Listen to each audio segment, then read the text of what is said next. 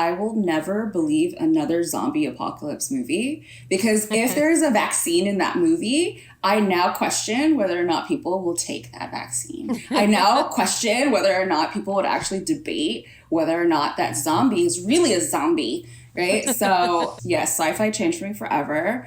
I'm here with Alyssa and joined by two more people on today's Hysteria personal political panel. I'm just going to bring them right in. First off, her podcast, I Love a Lifetime Movie, she hosts with Naomi Ekperigin, heard of her, is gearing up for the holiday movie season. Oh my God. So you're definitely going to want to tune in. Megan Gailey, welcome to Hysteria. Thank you. We actually reviewed our first holiday movie on Halloween. I was like, it was soon, but now we're ready. All I Want for Christmas has already blared in my household by my husband. Oh, really? Is he a Mariah stan or just for that song? Christmas Mariah, is showing me yard inflatables. Which ones are we gonna have? The penguin on top of the Santa. I love the penguin on the Santa. I know. Well, because he bought a terrifying Scream Man for Halloween, and I did ask to have some input on the holiday decorations. Fair enough.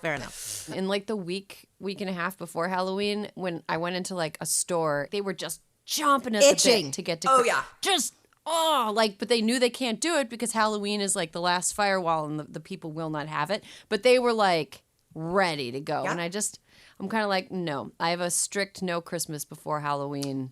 You said false start. Yeah. And rounding out the panel, next, you might have seen her unanimously pass a sexual assault survivors resolution at the United Nations last month. Wow, that's kind of a big deal. Advocated for by her nonprofit Rise. She's also casually a Nobel Peace Prize nominee. Amanda, you're the newest member of the Hysteria team, so I want to start with you. You also weren't with us during like the height of the COVID pandemic, so I don't really know how you were handling things, but how did you handle the last like few years of COVID? How careful were you? How many of the rules did you follow? So first of all, when it started happening, I'm an introvert, so it was great. I was inside. I did not want to hang out with anyone. And actually, even when things were getting better, I kept being like, maybe not. Because I'm really, COVID. Right now, it's a little harder because people are out. But yeah, in the beginning, I really loved it. I actually wore gloves. I bought things to like push doors with. I was, all the way there. Do you remember when like the masks were even hard to get, right? Yeah, like I would make my own masks, it was a whole thing. Yeah, the world's changed a lot, and now I feel like obviously I can't use that reasoning anymore. Now I just tell people like I don't want to hang out with you. But how did you view people around you who were like not following the rules? Were you one of those people who just like horrified by a public sneeze? Well, yes. So my dad got cancer over COVID. Oh, I'm sorry. And it was to go through chemo, he lives in California. So we really understood what being high risk is. It was really disheartening to see that some people just really didn't understand the concept of, hey, like looking out for your community members. And it was also like a really fascinating contrast between, so I'm Vietnamese American, and the concept of like Eastern community, like caring versus like individualistic Western, community. And yeah, so yes, I did have feelings about it, but I did not tweet about it. I'll just say that. Yeah.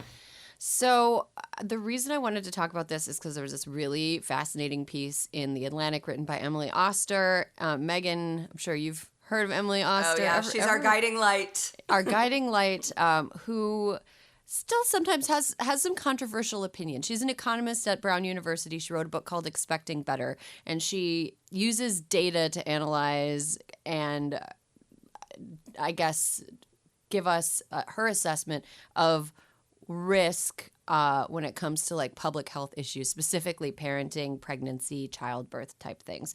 So Expecting Better really helped me relax when I was pregnant. I know a lot of doctors don't love that book because it causes people maybe to relax too much.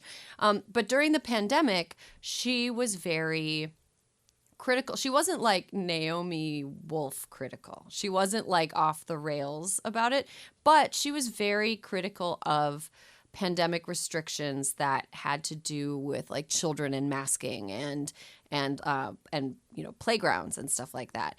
And now she has this piece in The Atlantic called "Let's Declare a Pandemic Amnesty." And I saw the conversation around this piece online that was sort of like, yeah, F you, Emily Oster, because she was one of those people that was like, let your kids play together on the playground, when the kind of prevailing attitude among the people that were kind of more plugged into what was going on with pandemic was people were very scared, and people were trying to be maybe overcautious rather than undercautious. So I don't want to pass judgment on, we could talk about Emily Oster for hours, but I just wanted to give you guys that background so that you kind of understood that there's a little bit of like built up anger around people who expressed a preference for a more lackadaisical approach to infection control when it came to kids. But at the same time, the piece is really interesting because it talks about how when the pandemic started, none of us knew what was going on. People just were trying to make the best decisions with the information that they had. And as a result, the people that managed their conduct during pandemic in a way that was over or under cautious, given what we know now, we should just be like, you know what, mulligan, let's move on. But I don't really see that happening. Megan, I wonder what your thoughts are. Is a pandemic amnesty possible? I think if it pertains just to that, but the people that I saw being super lax or doing even just the hoarding of toilet paper at the beginning ended up being people that I was like, oh, you're a shitty person. So it's like that trickles into the other ways that they operate in life. So if you were very staunchly against the vaccine, I'm going to go out on a limb and say I'm probably not going to agree with some other opinions you have that don't pertain to public health. And literally, you can DM me. I do not care. So it was just this thing of like, yes, if it was someone and that's just the one thing, I think it also kind of pertains to people that were so intense about it. I still see people in the grocery store in gloves. I know that they're washing their groceries, even though we have all the science that we do not need to be wiping down our groceries. We are now three years in, and you don't need to scrub the goldfish box. And so it's like you probably end up being a bit of a control freak and maybe have fear that comes out of you that's not rational in other aspects of your life as well.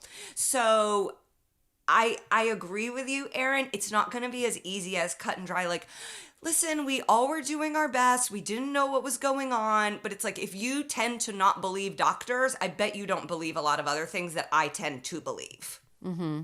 Alyssa, did you have anybody that your relationship with them or your opinion of them was damaged by the way they acted during the height of the COVID pandemic? I don't want to pretend like it's over because it's totally still ongoing. No, well, I mean, they're all different kinds of people, right? There are the people who posted weird fucking shit on Instagram, like, guess we're going to ride it out in St. Bart's. Fuck you. I mean, Jesus. That was a real Instagram post. I was like, this is not 2 weeks worth of, I mean, I guess whatever. They didn't ride it out in St. Bart's for what it's worth. They didn't. Also, St. Bart's doesn't want you. St. Bart's did not want you. They didn't want any of us. And then there are the people who, I think that for me, the biggest issue is seeing people who were like, whatever, this is fake. I'm not going to wear my mask, blah, blah, blah. To me, that is just an utter lack of empathy, I mean, and I think that there was something in her article that I felt really overlooked, the feelings that we might have about people. I have friends that still very, very religiously wear masks because you know what? If they don't, if a certain number of people in their shop get COVID, the shop has to close. And then guess what? They lose money. They might go out of business. It's like, I just think that we really underestimate caregivers, frontline workers who had no choice but to go to work. And I think that it was just incredibly disrespectful in the beginning. And those people, if you can't look at people who are marching into hospitals to work, to help you, to protect you, to heal you, and think that you can't put a fucking mask on for them, I mean, I will never change my opinion of you during that period. Like, that's a no. You know, that's not about like the medical look. Especially because, like, let's be honest. Now, putting aside the schools being closed and kids, that's a totally different argument. If we're talking about the world asked you to put a mask on and you couldn't do it, what? You're a baby. You're a loser. You're a baby. You're a baby. Yeah. And you can't look and see that all of these people, you know, the grocery workers, you have to be free. You have your freedom to go in and cough on them when we're in the middle of a pandemic. Like, no, Jesus fuck, put a mask on. Why do you want everyone to look at your mouth anyway? Like, cover up your gross mouths are gross. Right. Some of Listen, the ugliest none of us people. suffered. No. None of us suffered by not seeing everybody's mouth. Yeah, True. yeah, You would totally. you would see the people that didn't want to put a mask on, and you go, "This is your time to shine." Your face is calling out for a mask.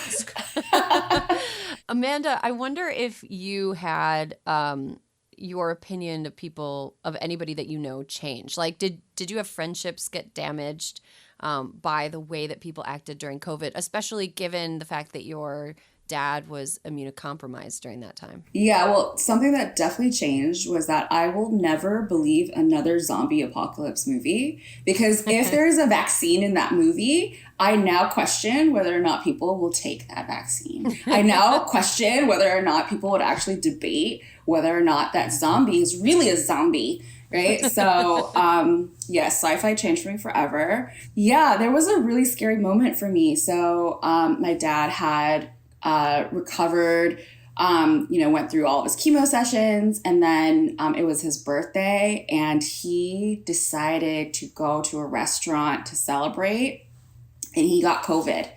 And he is the highest risk. And not only did he get COVID, my mom got COVID and her sister got COVID. So, like, there was a month where I thought I was going to lose my entire family. And during that month, when people were saying, oh, well, this is not a big deal, I felt and lived that reality. And there are people who, lost their family members and close ones to it.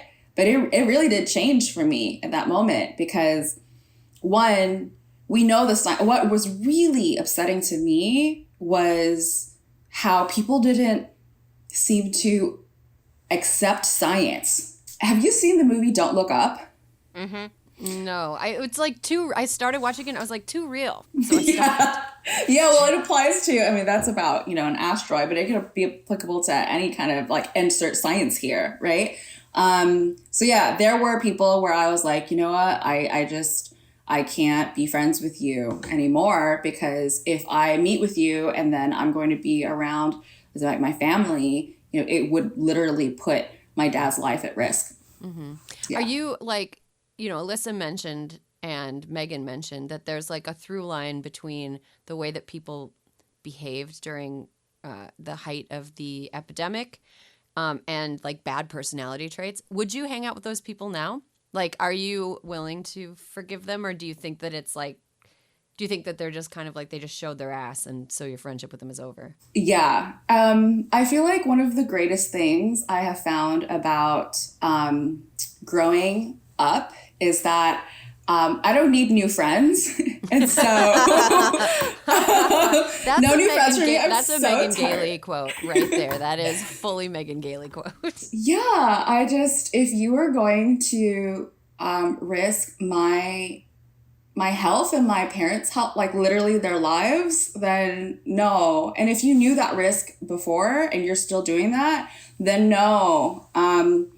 Yeah, that's not to say that I understand why people are evolving, especially as, again, our science is getting better. We do have vaccines, etc.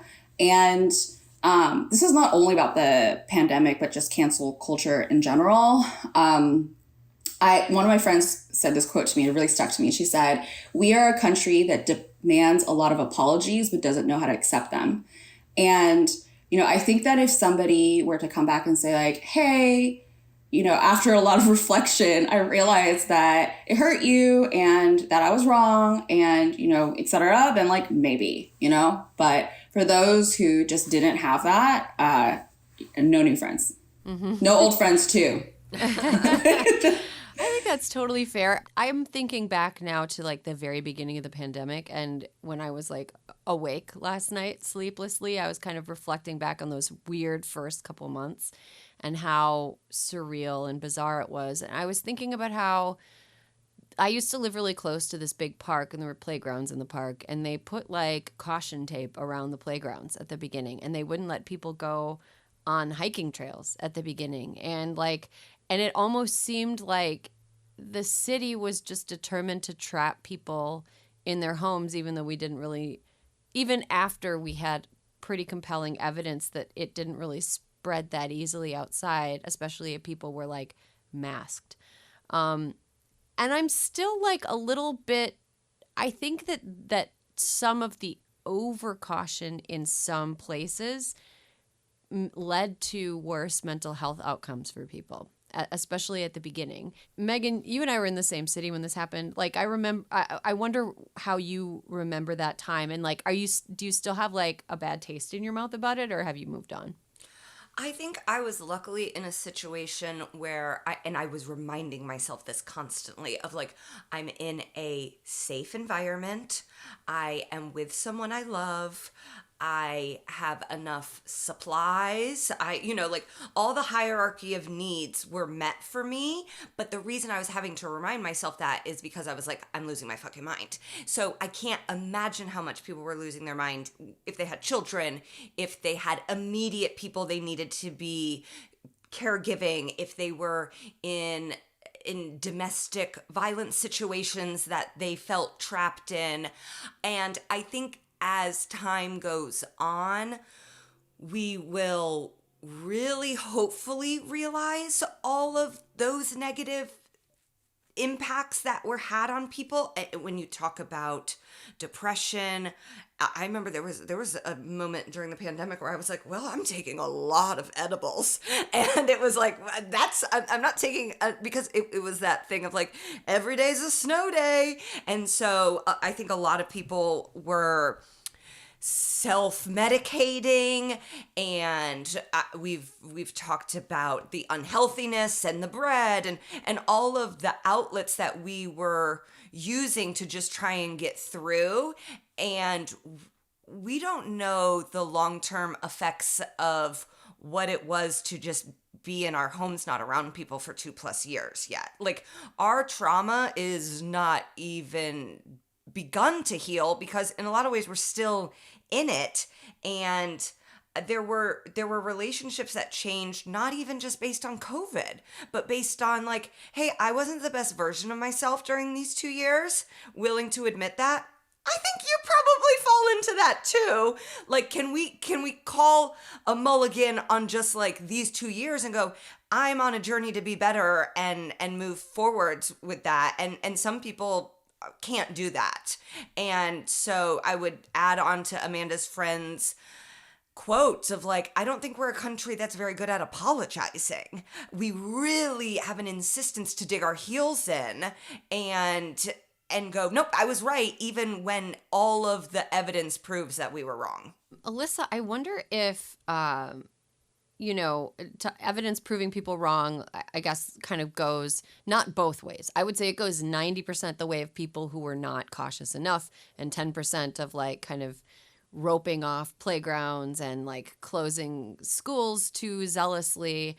I, like Megan, I'm so glad that I didn't have a kid in school during the height of the pandemic. It just seems nuts. But do you think that local politicians, city politicians, state politicians made decisions so that it would look like they were either doing something or standing up to the liberals? Like, did you see that locally? It's so interesting because in the beginning of the pandemic, I didn't, right? I mean, I was in New York.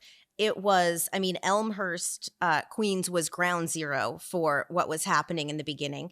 I mean, like, we forget that there were hospitals utterly overflowing. In New York State, there were wars between counties because they were taking ventilators from all the counties and sending them back down to New York City. And so I think that in the beginning, it was, I think, pretty genuine. I think everybody was just leading with the best thing they possibly knew. I mean, like, I remember March 13th so clearly because it was the day that both Cuomo and de Blasio gave different guidance.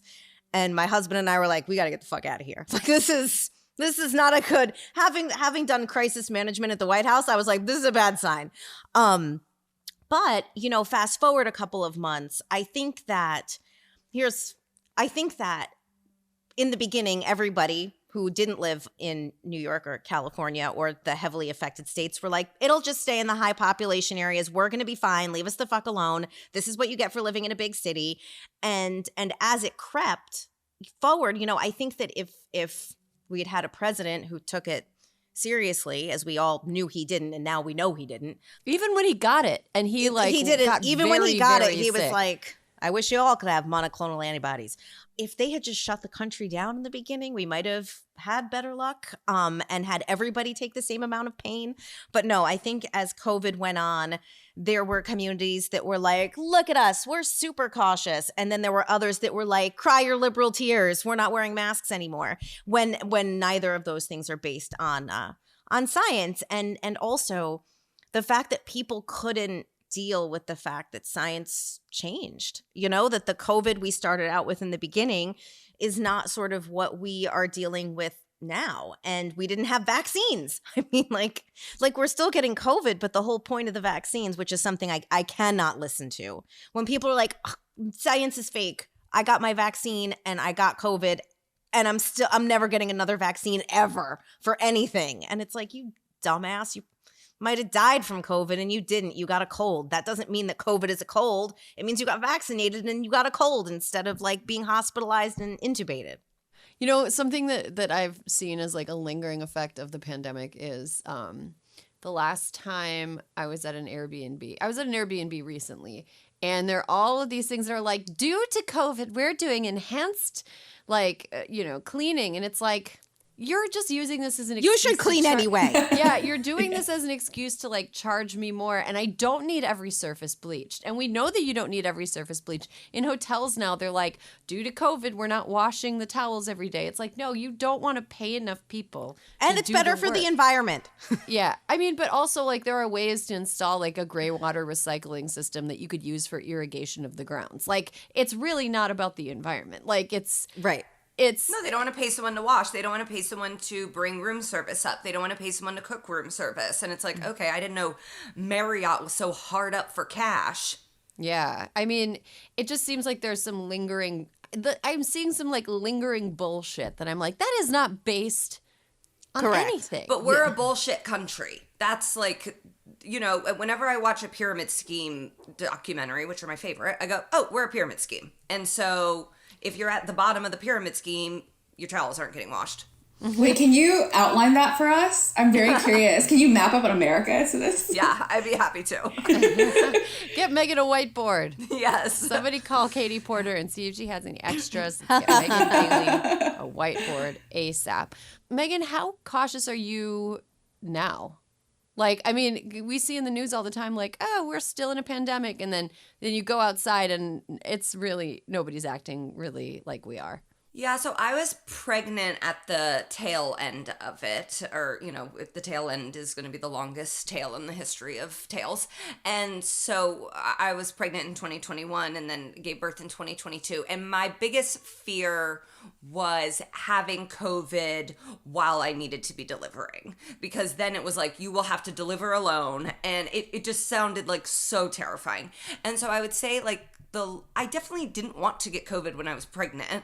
And so I was cautious then, but I was, again, living in Los Angeles where the community at large was sort of doing the quote unquote right thing still. And so I was able to make it through and did not have to deliver alone. And then I got COVID. My husband got COVID and our baby got COVID when he was 2 months old.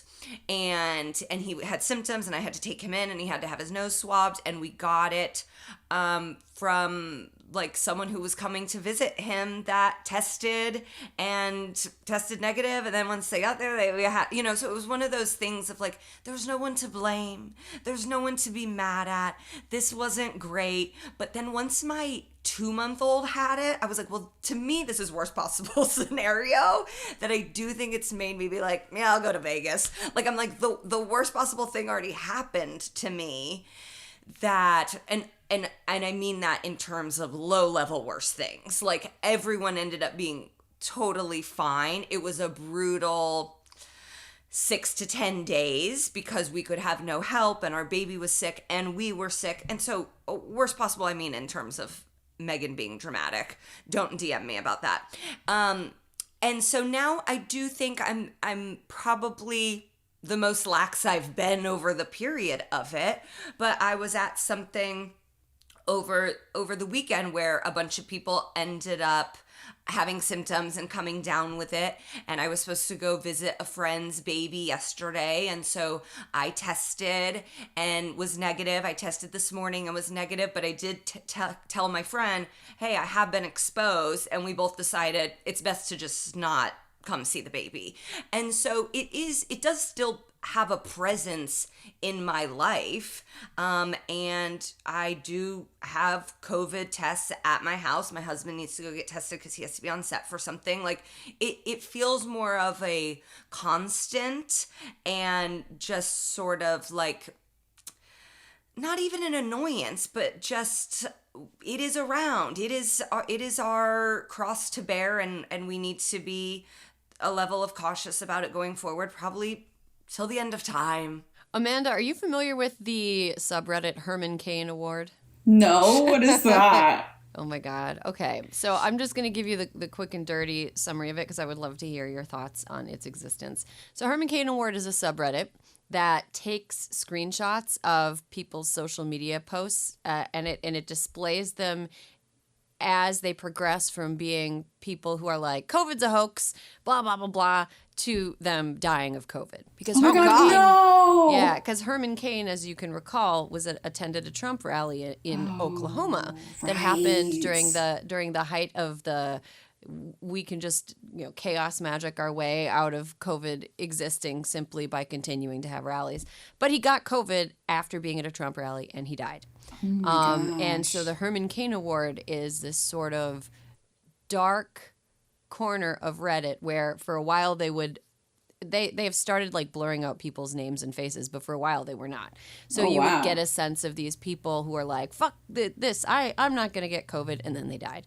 So I wonder, my gosh. Yeah, it was like very popular for a while. I wonder what you make of the existence of something like that when you find out that someone who is like a COVID denier has come down with it. Really, like, even in your like ugly corners, what do you think? Do you have any feeling like, well, what do you think was going to happen? Well, thank you for describing it, because I did have emotions while you were describing what it is. First of all, facts are facts, right? So like the fact that this person publicly talked about it and then ended up dying from the thing that they were denying, that just exists. I would hope that people would learn from it, that's like the positive side, but I'm sensing that it's popular because it's also maybe like a shaming thing, where people are using it to shame the other, side or whatever. Look, like when it comes to how divisive people can be on this issue, I think that so much of it comes from attaching your identity to this idea, right? And so like once you are defensive, you can't have a conversation anymore. So if you're, I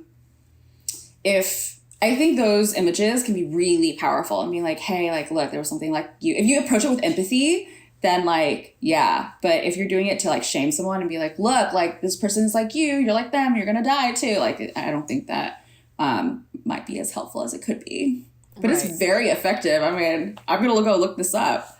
I'm glad they're blurring out the names though. And pictures. For a while they were not blurring out the names, and people were what's it called when you join like an online mob, brigadiering or whatever. They were going to the people's Facebook pages and like leaving mean comments and oh god. Yeah, so it got really ugly. But I also think that the feelings that people had, I'm not defending it again. Yeah. I think I'm just trying to understand what would motivate somebody to post a mean thing on someone's Facebook page after they like died of a tragic viral disease. And I think that people who took all this energy and made sacrifices for what they thought was the greater good, seeing people just decide to sort of be, and I'm going to use this phrase ironically, like karmic welfare queens, essentially just like leeching off of the sacrifices of everyone else to live as normal a life as possible. I think there's a real resentment that builds up there, and it just seems like it can play out ugly. I just want to chime in too. I had a dad who was also sick and needed a life-saving surgery that he had to continue to have postponed because the hospital where he needed it was so overrun with people that were not vaccinated and had fallen very ill to COVID.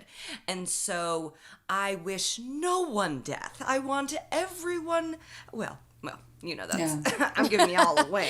That's an asterisk. I want everyone within reason to live and live well. But when your vitriol and denial and stupidity starts to impede on other people's health and well-being, you got. Yeah, Alyssa, you're nodding. I would love to hear your thoughts. No, I just agree. It's like, I mean, there are just so many.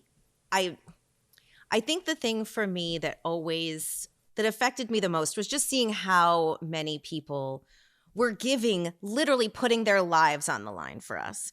And you see, I had a friend's mom who like hadn't been feeling well, and she didn't want to go to the hospital because everyone's like, you know, shouldn't go to the hospital unless it's a real emergency, and she didn't think it was an emergency, and by the time she went to the hospital she died 2 days later of stomach cancer.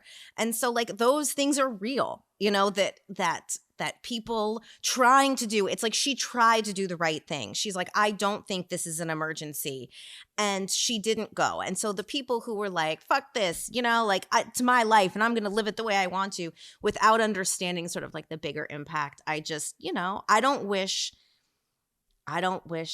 anything bad on anybody, but I think those people who didn't care about the health and well-being of their community members, I don't know, I really hope that they are visited by the ghost of Christmas past, present, and future for the rest of their lives. I want them to be visited by all Christmas future, because that's the scary one. I wanted to highlight something from Emily Oster's article, and she wrote, the people who got it right for whatever reason may want to gloat. Those who got it wrong for whatever reason may feel defensive and retrench into a position that doesn't accord with the facts. All of this gloating and defensiveness continues to gobble up a lot of social energy and to drive the culture wars, especially on the internet. Those discussions are heated, unpleasant, and ultimately unproductive. In the face of so much uncertainty, getting something right had a hefty amount of luck. And then she also wrote, moving on is crucial now because the pandemic created many problems that we still need to solve. And then she highlights student test scores, mental health, and you know, other things that we've touched on here. Do you think that moving on requires us to let go of that? Or do you think moving on should incorporate the feelings and the things we learned about each other during the pandemic? Do you think we need that information in order to move on in a way that's realistic? Alyssa? Yeah, okay. So here's my question for everyone here. If you were very cautious during COVID, have you taken a moment to gloat? Like, I just think that the gloating is very overblown in her article. And I think if there's one person who could have taken a fucking lap, it's Dr. Fauci, and he certainly hasn't. I mean, Ed Young got a Pulitzer. Right. So there you go. I mean, this is like, I think I have moved on. I think that it's my choice, in the same way that people who didn't want to take precautions during COVID was their choice. It's my choice to not be friends with people who I think have no empathy. And so I have moved on. But I just think that, like, saying that any of us who very proud, like very, we're dedicated in our mask wearing and social distancing have started gloating at any point. I haven't seen evidence of that. That's just my point. Right. Yeah. Amanda is like, I want to stay in my house for longer. What can I do? Which is fine. So she's definitely not gloating. No. Yeah, I feel like that was written with somebody in mind. But I do want to actually reference the culture wars part, because I feel like the Industrial Revolution of our century is digital. This was like even before, the pandemic happened. But can you imagine going through a pandemic, being isolated without social media? What was that like, And I've seen, I'll just speak for Stop Asian Hate, right? Absolutely, because people were home, because people were on social media, we were able to have these cultural moments that I don't know, of course they would have existed otherwise, but were certainly fueled by the fact that people were online. And that helped. We communicated in a different way. So I know that she's probably talking about like the cultural wars of like mask or no mask, or vaccine or no vaccine. But I think there were some different ways in which we learned to communicate that helped progress some of these movements. Well, that's a really silver lining way to look at it. I'm pathologically optimistic, so that's part of being an activist. Hey, somebody has to be, that's for sure. I just want to say I've 100% moved on, have not gloated. And I think if you have not moved on, you're not paying attention to the issues that are happening right now. And they are affecting many of us day to day. And mask or not mask is not the impending disaster that Roe v. Wade being overturned and many other issues that really are continuing to cost people's lives and well-beings right now. So you got to move on. Yeah, indeed. Forgive, but don't forget. Let's say that. Also, just for what it's worth, I have not had COVID. I'm not gloating. I have no idea why. I have no idea how did this happen. You might be immune. Wow. And we may find out some people are just immune. You cannot have my blood. Nobody gets to take my blood out of me. I've seen all these articles that are like, if you haven't gotten COVID, you might be a super dodger and science wants to study you. No. Super dodger? You're like Mookie Betts. Oh, great reference. No, that's where I draw the line. You're not going to study my blood. Please do not do that.